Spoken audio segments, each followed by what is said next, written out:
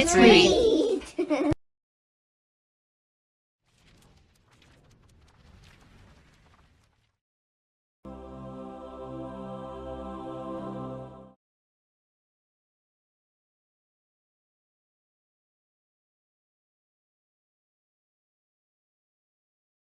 Reacting.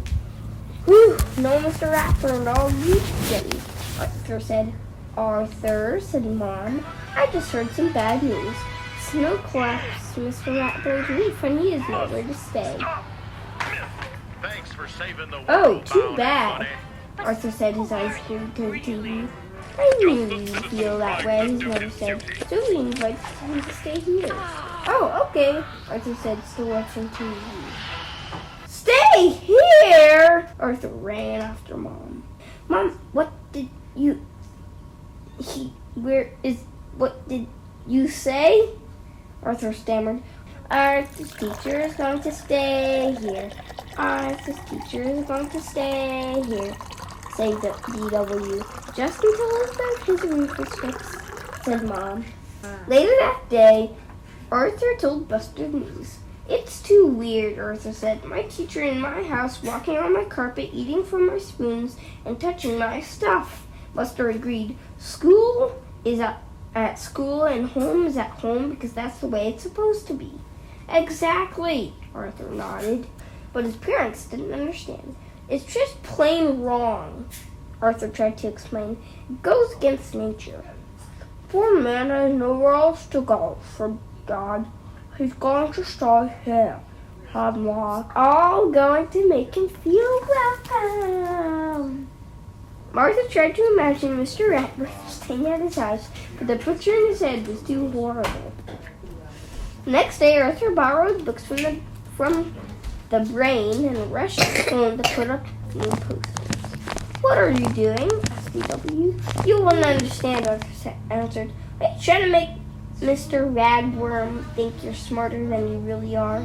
Go away, Arthur said. Then the doorbell rang. Arthur, DW, called Mom. Come say hello. Hi, Mr. Ratbite, said DW. Is it true you torture kids? Here I am, Arthur cried. Hello. Welcome. Hello. Come in. Please take these up to your room, Arthur, said Dad. He's staying in Arthur's room. He's staying in Arthur's room, said DW. Put your sleeping bag in DW's room, said Mom. Hey, no fair, said DW. Mr. Ratburn saw the books on Arthur's table. These are my favorite books in the whole world, Arthur said. Mr. Ratburn said. Try and Gummery for fun, the double helix, and you? Didn't you just borrow those from the brain, said DW. I use my brain a lot, Arthur said. Mr. Ratburn, said DW. Look what's under here.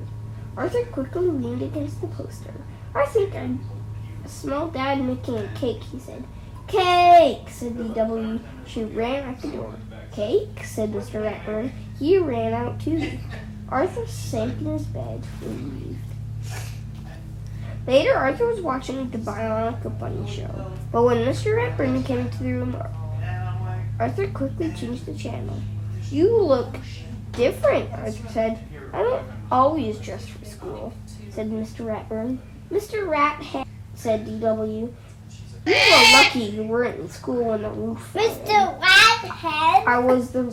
It was the roof to my home, said Mr. Ratburn. DW was confused. Teachers don't live at school, said Mr. Ratburn exclaimed. We have houses just like you do. Oh, said DW, the world was so simple until now. Would you like to watch one of my videos? Mr. Ratburn asked Arthur. Of course, said Arthur. I love educational videos. A cartoon kangaroo appeared on the screen. Spooky Pooh, Arthur said. One of my favorites, said Mr. Ratburn. After Spooky Pooh, Mr. Ratburn covered Arthur's history book with a handkerchief and waved his hand over it. When he pulled the handkerchief away, the book was gone. Shazam! No homework tonight. Wow, said Arthur. Can you teach me that? Sure, Mr. Ratburn said. For dessert, Dad brought out a huge cake. I like it when Mr. Ratburn stays with us. said Mr. Ratburn. So, on Monday morning, Arthur's friends all shook their heads. "Can you imagine Ratburn living with you?" said Buster. "Hey, Arthur," said Buster, "you can stay at my house until Ratburn goes home." "It's not so bad," said Arthur. "He taught me a magic trick. We had fun." Mr. Ratburn waved at Arthur. Arthur waved back. At lunch, everyone was talking about the math test. "I got a C minus," Buster said. "You beat me," Muffy said. "Arthur got an A," said Francine. It's not fair." "Yeah, we could all get A's if Mr. Ratburn lived with us. And our fathers made cakes for him," said Muffy. "But I studied hard for that test," Arthur protested. "Sure you did," everyone said. After school, all of Arthur's friends were busy. "Want to watch some spooky poo?" Arthur asked. "I don't think so," said Buster. "I don't want to get between you and your new friend." I want to go to the Sugar Bowl for some hot cocoa," Arthur asked Francine and Muffy. Francine shook her head. "Sorry, we're already going to the Sugar Bowl for some hot cocoa." When Brain asked for his books back. "Sure," said Arthur. "I'll bring them to your house." "No, thanks. Please bring them to school," said Brain. Teacher's pet, sang Binky.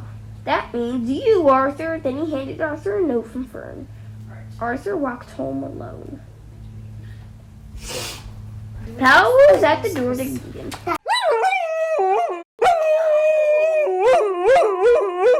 "It's great to get home, Arthur," said Arthur, "and forget all about school." Mr. Ratburn was at the kitchen table eating cake. "Oh," said Arthur. "Hi," quickly left the room. Later, Arthur showed Fern's drawing to his parents and Mr. Ratburn. "And Binky called me teacher's pet," Arthur said. "Maybe I should talk to everyone," said Mr. Ratburn. "No," said Arthur. "That won't make it worse." "You know I won't give you a special treatment," said Mr. Ratburn, "and you have studied hard lately." "If you gave me an F," said Arthur, "that'll prove I'm not a teacher's pet." "Soon they'll realize they're wrong," said Mom. "Not as soon as he gave me an F," said Arthur. Tuesday at lunch, everyone made fun of Arthur. Teacher's pet, sang Binky. "If cake gets you 1 A, will apple pie get you 2 A's? said Francine. "Maybe some vanilla ice cream on top," said Muffy. Arthur tried not to laugh. Ratburn walked over. "Arthur, I won't be staying at your house anymore." "Really?" said Arthur. Mr. Ratburn nodded. "I'm going to be close to my house to supervise the work on my roof, so..." Francine's parents have invited me to stay with them. After that, I will be staying at Binky's house. "Who knows?" said Mr. Ratburn as he walked away. I may also stay at Muffy's, Buster's, Fern's.